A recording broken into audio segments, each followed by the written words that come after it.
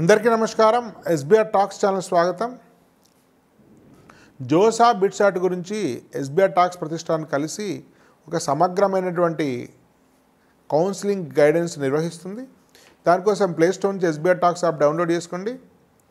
JoSAA BITSAT కౌన్సిలింగ్లో purchase చేసుకొని దానికి సంబంధించిన వాట్సాప్ గ్రూప్లో చేరి సంబంధిత జూమ్ క్లాసెస్ వినండి. దానికి సంబంధించినటువంటి వెబ్ ఆప్షన్స్, దానికి సంబంధించిన డిస్క్రిప్షన్స్ కూడా ఇవ్వడం జరుగుతుంది.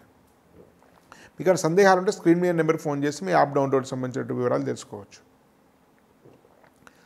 జూమ్ మీటింగ్ ద్వారా, తర్వాత వెబ్ ఆప్షన్స్ ఇవ్వడం ద్వారా, అత్యవసర సందర్భంలో డైరెక్ట్ ఫోన్ కాల్స్ ద్వారా, ఒక సమగ్రమైనటువంటి వివరాలు ఇవ్వడం ద్వారా మీరు మీ యొక్క ర్యాంక్ కంటే 30% మెరుగైనటువంటి సీట్ను పొందవచ్చు. కేవలం కట్ ఆఫ్ల ఆధారంగా మీకు వెబ్ ఆప్షన్స్ ఎంపిక చేసుకోవడం వల్ల మీకు చాలా నష్టం జరుగుతుంది. కట్ ఆఫ్ అనేది ప్రామాణికం కాదు. నిజంగా మంచి కాలేజెస్ను గుర్తించి మనము కట్ ఆఫ్ పెట్టాలి. ఎందుకంటే లాస్ట్ ఇయర్ బాగుండొచ్చు, అంతమంది ఇయర్ బాగుండొచ్చు, ఈసారి బాగాలేకపోవచ్చు. అట్లా ప్రతి కాలేజ్ సమాచారం సమగ్రంగా ఉంటుందంటే మా దగ్గర ఉండకపోవచ్చు.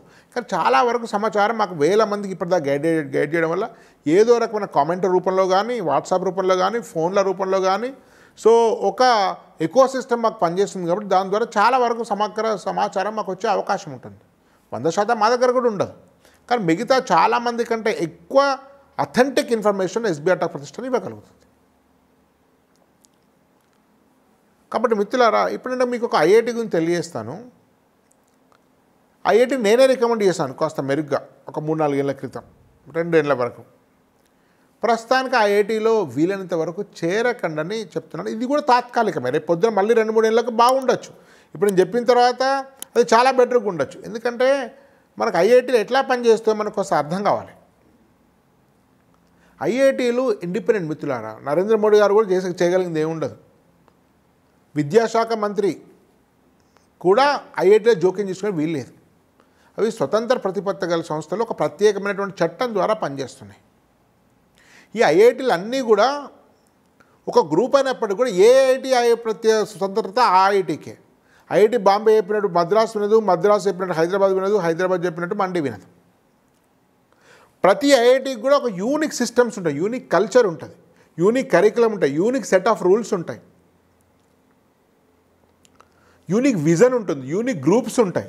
కాబట్టి ఒక ఐఐటి మరొక ఐఐటి లాగా ఉండదు. ఒక ఎన్ఐటి మరో ఎన్ఐటిగా ఉండడానికి ఎక్కువ అవకాశం ఉంది.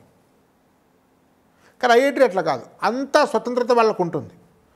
ఒక ఐఐటీలో 75% రూల్స్ కంపల్సరీ. ఉదాహరణకు ఐఐటి మద్రాసులో, ఐఐటి గాంధీలో 1% రూల్ అటెండెన్స్ కూడా అవసరం లేదు. ఇప్పుడు ఉదాహరణకు చెప్పి ఐఐటి మండిలో జీరో అటెండెన్స్ ఎప్పుడు 2 ఏళ్ల కిందటి వరకు.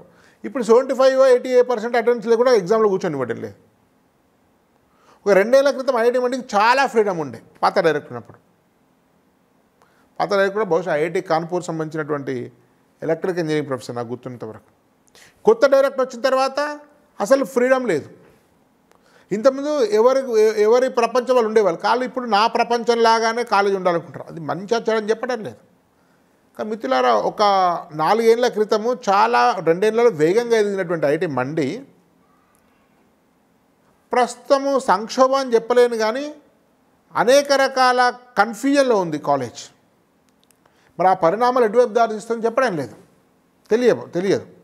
ఐఐటి మండి స్టూడెంట్స్ చాలామందితో మాట్లాడాను. నేను చాలా వీడియోలు చెప్పాను, స్వయంగా నా కుమారుడు ఐఐటి మండిలో చదివాడని. కాబట్టి నేను చేర్పించిన కాబట్టి చాలా ఎక్కువ ప్రిఫరెన్స్ పెట్టుకునే అవకాశం ఉంది. కాబట్టి ప్రస్తుతం ఐఐటి మండి యొక్క పరిస్థితిని నేను మీకు తెలియజేసే ప్రయత్నం చేస్తాను. అది పర్మనెంట్గా ఉంటుందని ఉండకపోవచ్చు. అంటే ఇప్పుడు పాత ఐఐటీలు నేను అనుకోండి, ఒక డైరెక్టర్ వచ్చి మొత్తం మార్చలేడు. అది స్టెబిలైజ్ అయిపోయినాయి. మద్రాసో, బాంబేనో, ఢిల్లీయో ఇట్లాంటి వాటిని మార్చు. కానీ ఎదుగుతున్న కాలేజీలో డైరెక్టర్ యొక్క ప్రభావం చాలా ఉంటుంది. గ్రోయింగ్ అయిన 2 టైర్ ఐఐటీస్లో చాలా ప్రభావం ఉంటుంది. హైదరాబాద్ కూడా ఒక స్టేజ్కి వచ్చింది. కానీ మీకు ఇందోర్, గాంధీనగర్, భువనేశ్వర్, పట్నా, తర్వాత జోధ్పూర్, మండి ఇవి ఎదుగుతున్నాయి. కాబట్టి ఎదుగుతున్న టైంలో ఈ ఫ్లక్చువేషన్స్ ఎక్కువ ఉంటాయి. అఫ్కోర్స్ ఈసారి ప్లేస్మెంట్స్ 2 టైర్లు ఎక్కడే ప్లేస్మెంట్స్ లేవు. అది because of resistant other reason. దాన్ని మనం డైరెక్టర్స్కి ఆపాదించలేము. నేను ప్లేస్మెంట్స్ లేవని చెప్పడం లేదు. కానీ సమస్య అంటే ఐఐటి మండిలో ప్రస్తుతము డైరెక్టర్కున్న స్టూడెంట్స్ మధ్య చాలా గ్యాప్ ఉంది. ప్రొఫెసర్స్కున్న డైరెక్టర్స్ మధ్య చాలా గ్యాప్ ఉంది. పేరు గుర్తులేదు. అతను ఇస్కాన్ సంబంధించినటువంటి భక్తుడు.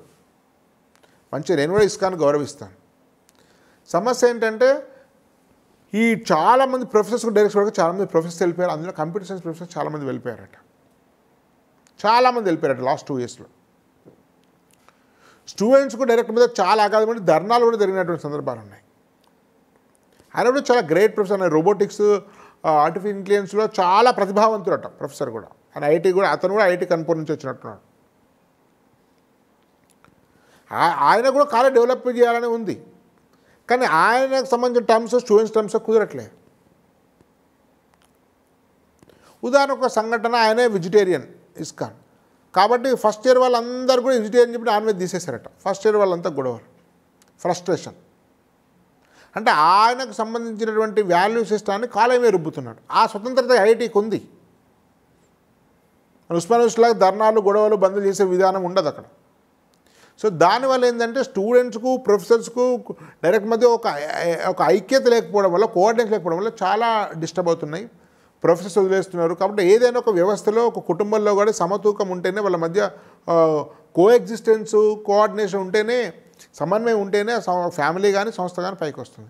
ప్రస్తుతానికి అది కొరబడింది. అది నిజంగా కోఆర్డినేట్ చేసుకొని బెటర్ చేస్తాడా, లేదా ఆయన వెళ్ళిపోయి ఇంకోరు వస్తారా, రాను స్టూడెంట్స్ ఆయనకు ట్యూన్ అవుతారా, అది మనం చెప్పలేం. కానీ ప్రస్తుత పరిస్థితుల్లో 95% మంది స్టూడెంట్స్ ఐఐటి మండి మీద నెగిటివ్ ఫీడ్బ్యాక్ ఇస్తున్నారు.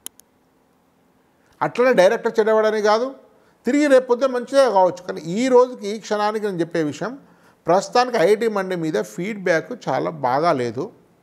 2 tier ఐఐటీలో ప్రస్తుతానికి చివరి పెట్టుకోండి. అట్లని మీరు బిలాయి, గోవా వాటికన్నా కింద పెట్టుకొని చెప్పడం లేదు. ఐఐటి 2 tier ఐఐటి వచ్చే వాళ్ళందరూ ఒకటే ర్యాంక్ ఉంటుంది మీకు.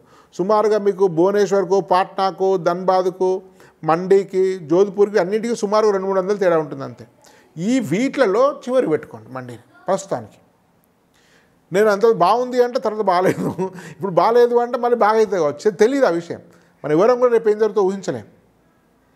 కానీ ప్రస్తుతానికి ఉన్నటువంటి యథార్థ స్థితిని మీకు తెలియజేసే ప్రయత్నం చేసే బాధ్యతగా భావించి తెలియజేస్తున్నాను. కాబట్టి ఈ వెబ్ ఆప్షన్స్లో చాలా లోతైన సమాచారం తెలుసుకోవడం వల్ల చాలా ప్రయోజనం ఉంటుంది. ఉదాహరణకు జబల్పూర్ ఉంది. జబల్ గురించి ఎవరు పెద్దగా పట్టించుకోలేదు. లాస్ట్ 2 years కింద వీడియో వల్ల చాలామంది జబల్పూర్ ఇయర్ అద్భుతమైన ఫీడ్బ్యాక్ ఇస్తున్నారు. మంచి కోడింగ్ కల్చర్ ఉంది, గవర్నమెంట్ ఫీజెస్, 250 ఎకరాల పెద్ద క్యాంపస్, చాలా మంచి ప్లేస్మెంట్స్. ఇయర్ వదిలిపెట్టండి, లాస్ట్ ఇయర్ చాలా మంచి ప్లేస్మెంట్స్. కాబట్టి ఒక మంచి ఎకో సిస్టమ్ ఉంది జబల్పూర్లో. దాని గురించి కూడా జబల్పూర్ నుంచి ఎక్కువ మంది తెలుగు రాష్ట్రాలు తెలియజేసింది నేనే. కాబట్టి అట్లా మంచి కాలేజీలను నిజమైనటువంటి వరుసలో ఉంచి, సో అనేక మందితో ఫీడ్బ్యాక్ తీసుకొని సరైన వెబ్ ఆప్షన్స్ ఇచ్చేటువంటి ప్రయత్నం ఎస్బీఐ టాక్స్ చేస్తుంది. కాబట్టి ఈ అవకాశాన్ని అందరూ ఉపయోగించుకోండి. ధన్యవాద్. భారత్ మాతాకి జై.